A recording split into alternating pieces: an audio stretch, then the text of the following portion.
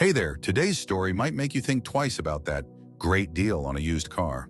Because while most secondhand vehicles just come with scratches and old receipts, some come with blood, or worse, a story that someone paid to bury. This is the story of Kevin, a man who picked up an SUV from a local auction for less than $3,000. It looked fine, ran fine. The inside smelled a little off, but nothing major. Until he opened the trunk and found something wedged behind the paneling, something the dealership didn't see or didn't want to see. When he brought it to the police, they told him the vehicle had been cleared for sale, but Kevin kept digging and uncovered a disturbing truth about how vehicles connected to serious crimes get cleaned, rebranded, and sold off legally. By the end of this story, you'll see why some workers at auto auctions go silent when asked about certain VIN numbers, and why one former auction employee says, "Every week, we moved a vehicle that should have been in an evidence locker." Kevin wasn't a car guy. He just needed something reliable after his old truck finally gave out. A friend tipped him off about a local auction, mostly repos, lease returns, police impounds. Nothing fancy, but cheap. He walked away with a black SUV, 2017 model, new tires, a few dents. The auction log said it had been repossessed from a storage unit company. No red flags. But almost immediately, something felt off. The back seat belts were missing, the floor carpets looked newer than the rest of the interior, and there was a faint chemical smell, like bleach and rubber. A week later, Kevin was installing speakers when he removed a rear panel. Inside the cavity, wedged behind wires and foam, he found a pair of latex gloves, a hotel key card, and a child's bracelet with dried red stains on the beads. He called the police. They took the items. But the next day, they called back and said the SUV had been cleared in a prior investigation. No open cases, no further questions. Kevin couldn't sleep after that. Kevin started looking into the auction itself. It was a major regional operation. Hundreds of cars moved every week, mostly clean titles. But in the back office where records were kept, things didn't add up. He found out the SUV had been owned by a woman who went missing in 2019. Her name was Rachel. She disappeared after checking into a motel outside Flagstaff. Never checked out.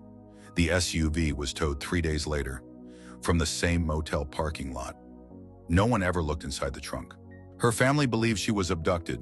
Her case was never solved, and now her vehicle had been detailed, sanitized, cleared, and sold, without so much as a warning on the title. Kevin reached out to a former auction employee.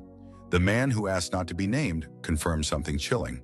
There's a guy on the inside who wipes VIN histories. Some cars come straight from police impounds, with the blood still in the seat tracks. We just cover it with mats. The goal? Move it, fast. Another employee said the worst part was when they had to remove bullet casings from floorboards. No one asked questions. No one cared. The buyers? Just happy to get a deal. And the state? No law requiring full disclosure unless the car was part of a conviction.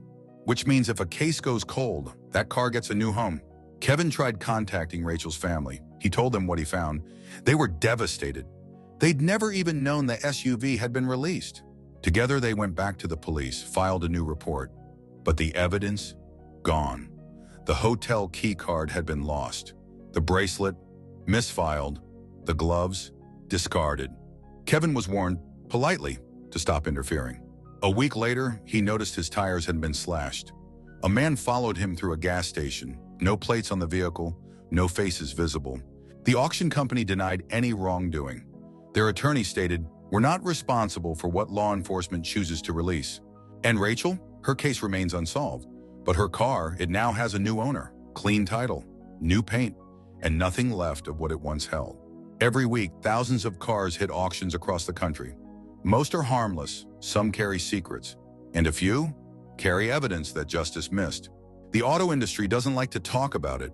Neither do police departments, and the victims' families. They don't always get a choice.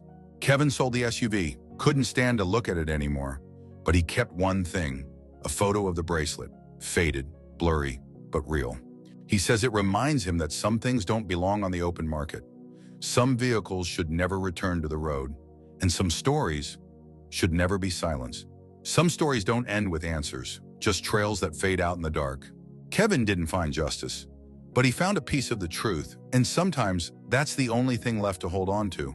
If this story made you feel something, frustration, fear, heartbreak, that's because it's real, and it's still happening. Thank you for staying with me today. Your time means a lot. I hope your day is peaceful, your health stays strong, and your curiosity never fades. We post new true stories like this every single day, shining a light into the corners most people ignore. So if this one hit home, hit the like button, subscribe to the channel, and tell me in the comments, do you think auction companies should be held accountable for what they sell? Take care of yourself, and remember, every car has a history, but not every history is on paper.